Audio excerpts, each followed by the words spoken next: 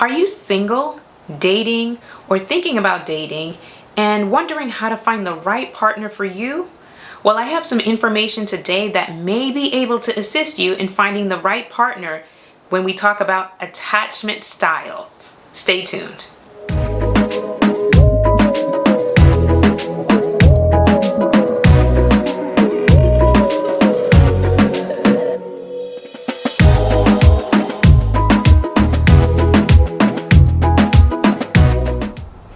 Hi, I'm Rhonda Brown, registered nurse, counselor, marriage and family therapist, and relationship coach.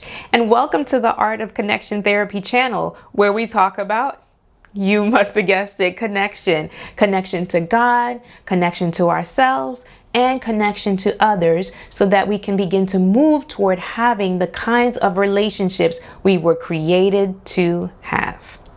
So let's get right into it. In my last video, I talked about attachment styles and the 4 different types of attachment styles that people typically fall into one way or another. Again, not a perfect fit, but we all have certain styles of attachment that were kind of formed through our childhood as we were growing up that shapes our expectations and what we want and need emotionally in relationships. You can check out my video on that if you want more information about that. But let's get right into today's video, where we're talking about how you can use that information or the different styles of attachment, whether it's yours and or who you're seeking to date, or when you're even looking for an intimate partner, what to kind of look for and see what their attachment style is. And you ask, why would that be important? Well, it might help you to select the kind of person that you really want to spend the rest of your life with, if that's what you're looking for. A lot of times when we're looking to get married,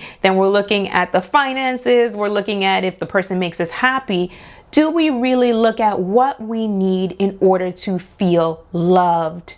And that's what we're talking about when we're talking about attachment styles. We are wired for connection, which is something that I talk about on our channel. That is the way that God has wired each and every one of us.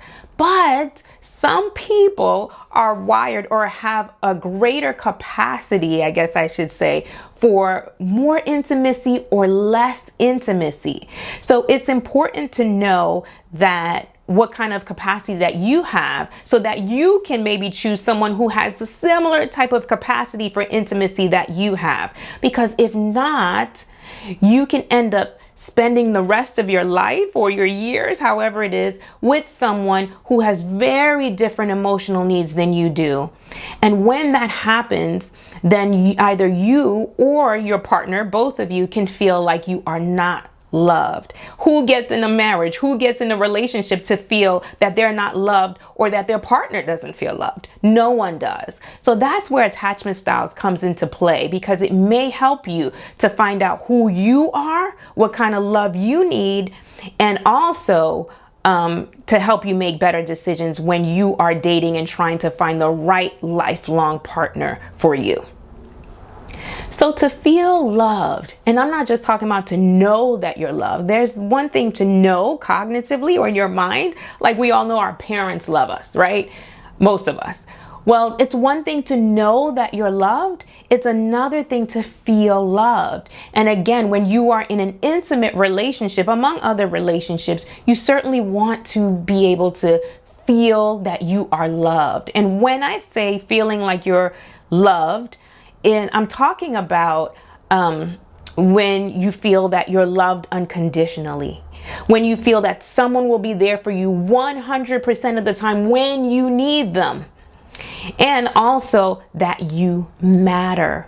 Those are things that each and every person created, even from the time they're a child or a baby, is looking for. And when they have those needs satisfied, when they feel loved, they feel like they matter. They feel like someone is there for them. Basically, someone has their back.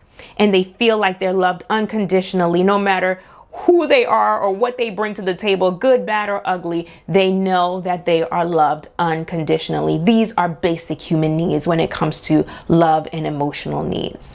Now, what happens when we don't feel loved? Well, when we don't feel loved, it's either one or two things that kind of happens. And that is, that we may just continually do things to try to seek that love. And you may not even realize or recognize that some of the behaviors that you see out there are people trying to get love, trying to obtain the love that they need. So it's either you can continue to go until you feel like you get a little bit or some sense of that love that you're looking for, or on the opposite side, the person may shut down. That's another way to try to cope and deal and say that I need love, I'm not able to find it, I need to shut this need down. Again, I talked about it in my previous video. Now, science and research have showed that those who have a sense of love and who have a sense of safety and security, that impacts the human being's emotional health. And also for people who have a lot of turmoil in their relationships, or they feel lonely, or they don't feel loved, that can also have a negative impact on someone's physical health.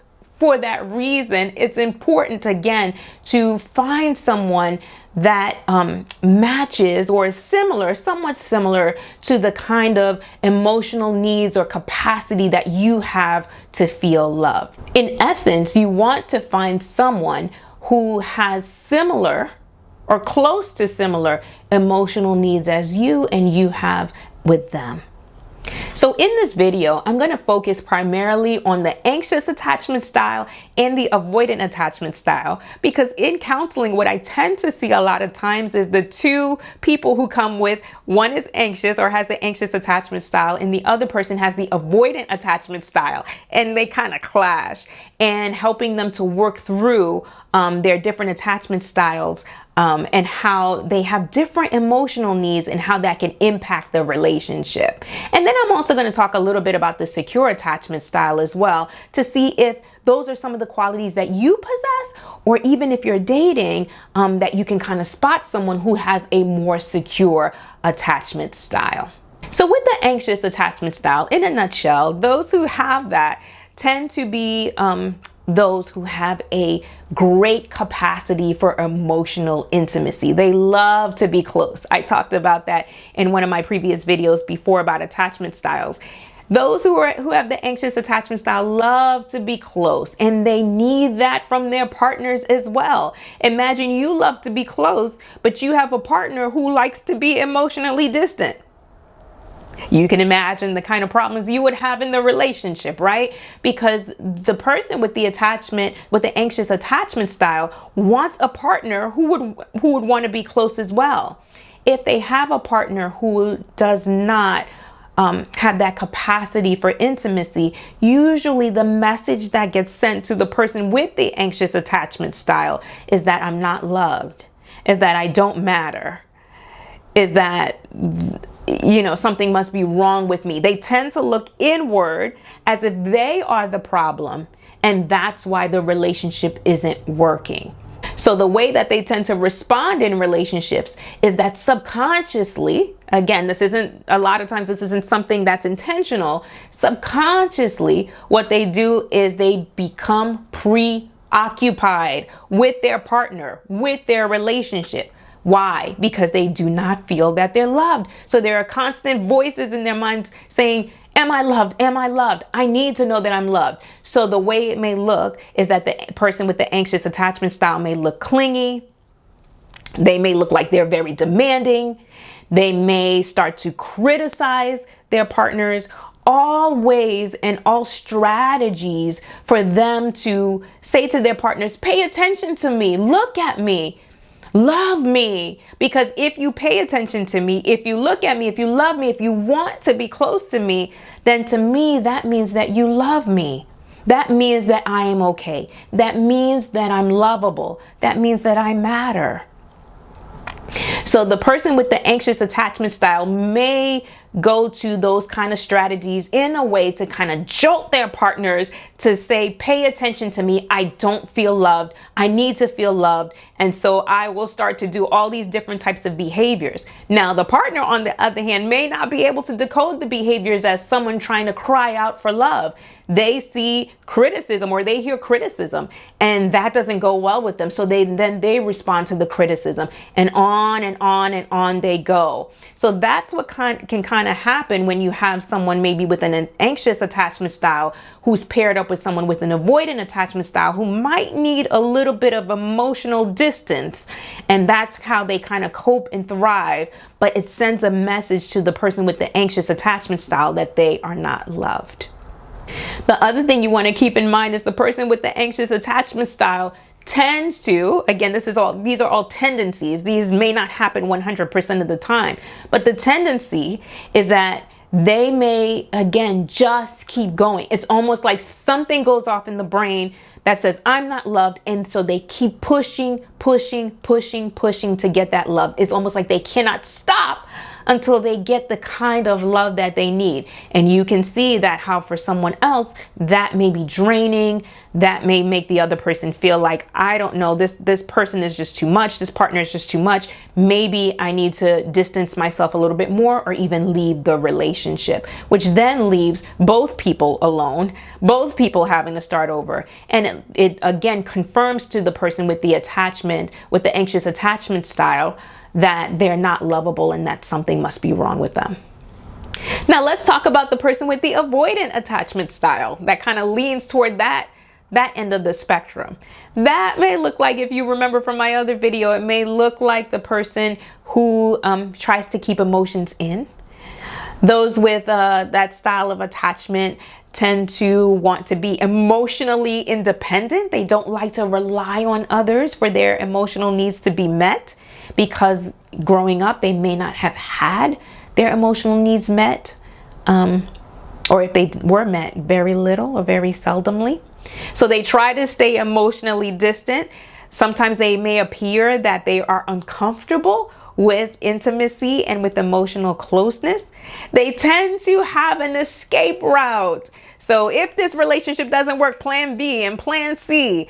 They tend to think in those ways, again, because they are maybe uncomfortable with emotional closeness.